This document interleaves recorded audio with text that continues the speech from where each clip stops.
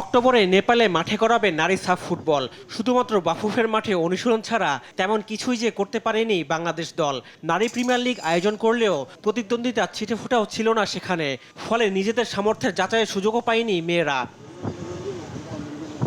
এমন পরিস্থিতিতে ভুটানের বিপক্ষে প্রীতি ম্যাচে মাঠে নামবে বাংলাদেশ। গত সাহস জয়ের পর প্রত্যাশা অনুযায়ী আন্তর্জাতিক ম্যাচও খেলতে পারেনি বাংলাদেশ। তবে ভুটানের বিপক্ষে মাঠে নামার আগে সেখানে প্রস্তুতির বেশ ভালোই সুযোগ পেয়েছে নারী দল। দলে বেশ কয়েকজন অভিজ্ঞ ফুটবলার নেই, তবে নতুনদের সাথে সাবিনা খাতুন, মারিয়াম মান্ডাদের মতো কিছু ভালো ফুটবলার রয়েছেন যারা প্রতিপক্ষের বিপক্ষে দাপট দেখাতে বেশ ভালো ভূমিকা রাখতে পারে। এছাড়া দলে কয়েকজন ফুটবলারের বয়সভিত্তিক দলের হয়ে ভুটানের মাঠে খেলার অভিজ্ঞতা রয়েছে। তাই তো ভুটানকে হারিয়ে জয়ের জন্য মাঠে নামবে সাবিনার দল।